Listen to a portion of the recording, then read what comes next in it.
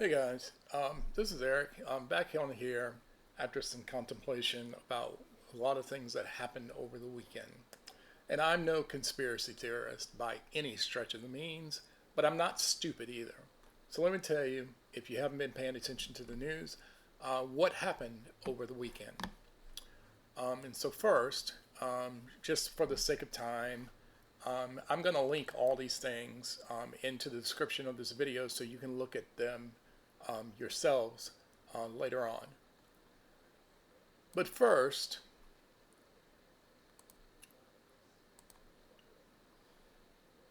there was a shooting at an HBCU, a historical black college and university, Jackson State, and then another one at another HBCU, Alcorn State, marring those colleges' homecoming. This happened in Mississippi over the weekend.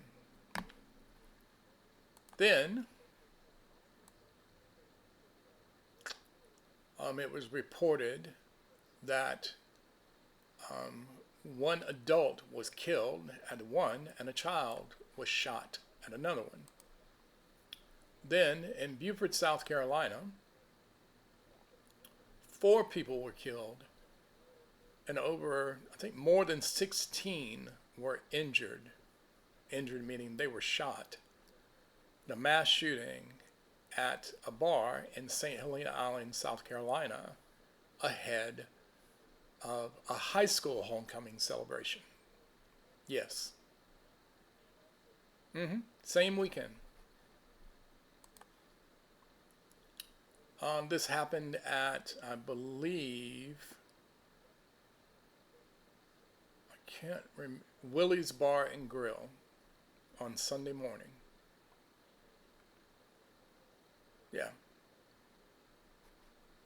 And the bar is located on Martin Luther King Jr. Drive, no less, which brings me to this last story that also happened over the weekend. A 26-year-old man has been charged with vandalizing the Eternal Flame at the King Center in Atlanta early Sunday morning. His name is Brent Jones, and I don't have a picture of him. Is accused of damaging the Eternal Flame and urinating in the reflection pool at the King Center around 4:30 a.m. on Saturday. He faces charges including public indecency and criminal damage. I mean, really. Really. Another national hero for civil rights in this country created a museum with an eternal flame that has been burning for multiple decades until somebody just decided to take a piss on it. Really? Really? Who have we become? Who? Who have we become? And some people will come after me for saying this. But I have to say this. I do. I have to say it because I'm tired. I'm sick and tired of this. I'm just going to call it like I see it, because if I don't, my head is going to explode. Black people, we have to do better. We have to do better. This is ridiculous. Our campuses, our museums, our lives are being taken over some stupid shit because of guns.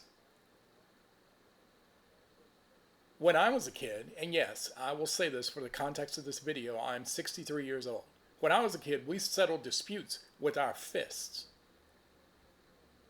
And then what doesn't happen today that happened back then is that once the fight was over, the actual respect was acknowledged, and then everybody became friends. And we had each other's backs. That's not the case today. It's not. And something has to be done. But I'm going to also say this. We don't need the National Guard to come into any city to do it. We don't. Everybody keeps blaming magistrates. Everybody keeps blaming the police. Everybody keeps blaming government. But what about the people? What about the people? What about families? Because I can tell you, if I even thought about moving left, knowing that I should have gone right, I will tell you, Anne Montgomery Norman, may God rest her soul, my mother, would have snatched my ass into something that didn't even resemble me. No, my mother and my family, they didn't play with regard to that. Not after what they had to go through during the 40s, the 50s, and 60s to give me the opportunity to do what I'm even doing right now. This crap has to stop. Now, again, like I said at the top of the video, I'm not a conspiracy theorist, and that is not what I created this YouTube channel for. I actually created this YouTube channel for my benefit so that I wouldn't be going around punching things because I was so mad after the elections in 2024.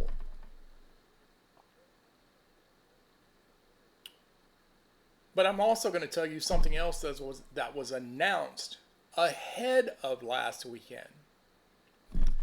So I'm not going to bring her picture up. I'm not, because she means nothing to me. She doesn't. She means nothing to me, and I have absolutely no respect for her. None. None. But I will tell you, her name is Candace Owens. Look her up. Candace Owens. She created a group, and it's called Blexit. B-L-E-X-I-T. Blexit. If it sounds familiar, that's because it sounds strangely like Brexit. B-R-E-X-I-T. Brexit was in the news because the British Kingdom decided to exit from the European Union. Hence the name that was created, Brexit. Now, Blexit was actually created after the murder of Philando Castile. If you don't remember that name, it was in the news. His girlfriend actually filmed his murder. She was sitting in the passenger seat when he was killed by cops. Blexit was created as a support to African Americans through economic activism and black-owned institutions. The name Blexit is a portmanteau, or mixture, as I was saying, of black and exit, much like British and exit, after Brexit, and was coined by Malaya Connolly in 2006. And here's a lesson for you. If you're going to create something, trademark it so that nobody else can take it. It'll cost you some money, but if it matters to you, trademark it. Because this brings me to Candace Owens. I'll remind you, Miss Connolly created Blexit for the purpose of giving African Americans support through economic activism and black-owned institutions. 2 years later, Candace Owens co-opted that term for a social media campaign urging African Americans to leave the Democratic Party. She set up the Blexit Foundation, and I want you to listen to this, which merged 5 years later with, wait for it, Turning Point USA in 2023.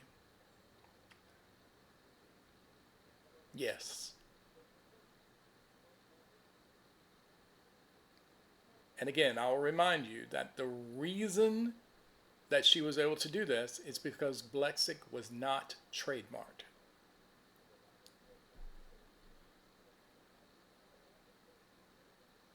The other piece to this is that in 2023, the Blexit Foundation was set up as a tax-exempt 501c3 nonprofit organization. And Turning Point USA announced that the organizations were merging, meaning Blexic was going to be under the Turning Point USA umbrella.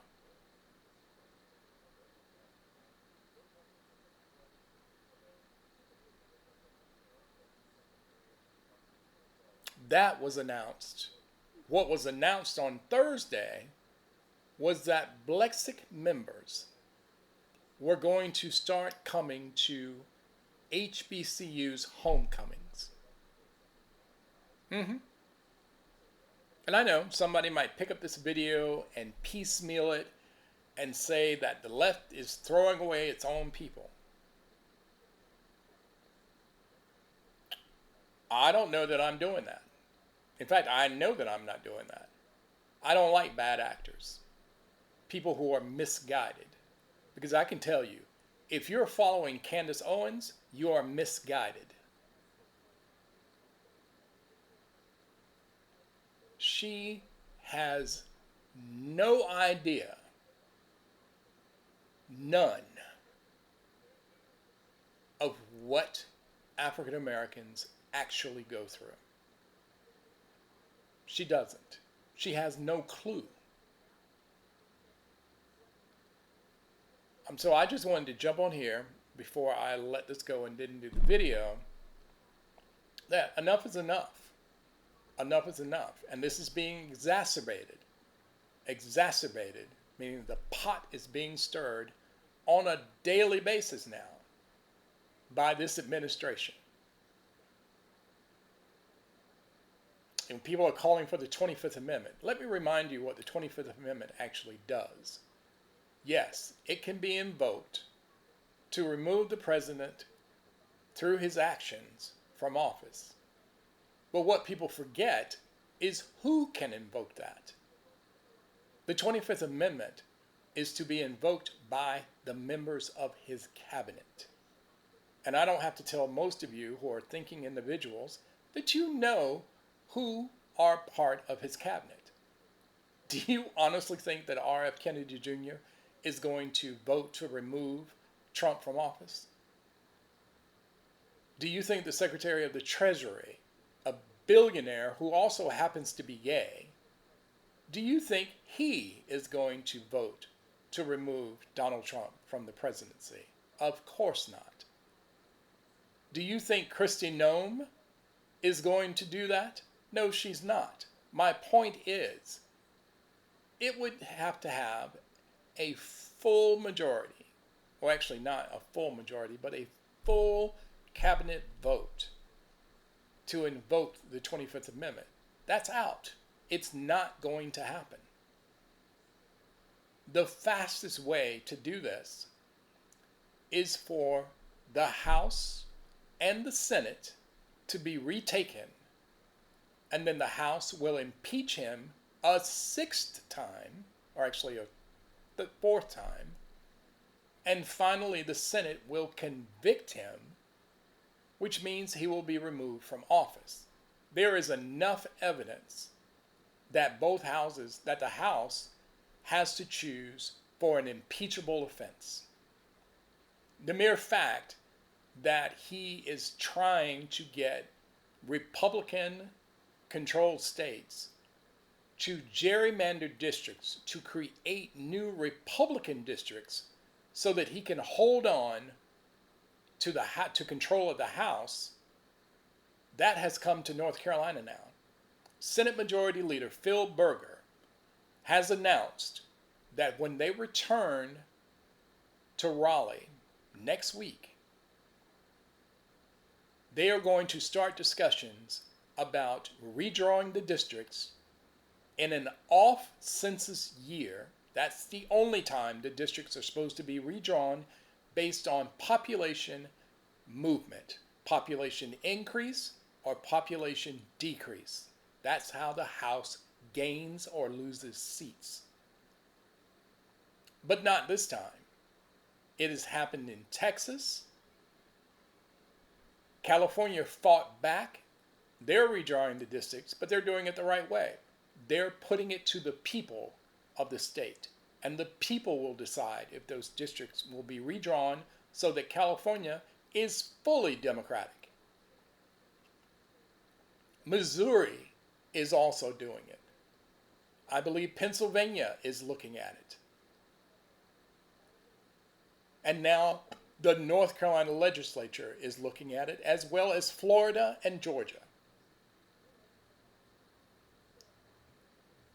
Because Byron Donalds is running for governor in Florida, that's why Madison Crawford has left North Carolina and gone to Florida to run for Byron Donalds' seat to hold that in Florida.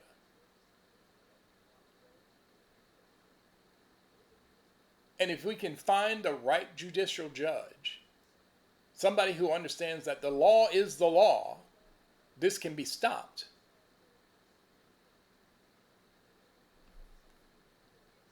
But people have to vote. You have to vote. And if you don't need any other reason to understand that local elections and state elections matter just as much, if not more, than federal elections, this is it. This is it. And minorities, I'm talking to you now. Your voting power is being taken away from you. They're going to undo a couple of districts where black voters have power and redraw it so that Republicans, of which the majority of them are white, will have a Republican district, thereby nullifying black votes. If that is not the very definition of disenfranchisement, I don't know what is. I don't know what is. But I will say this to you. Hashtag elections have consequences. Hashtag not voting has consequences. And I'll go a step further. Not giving a damn has consequences.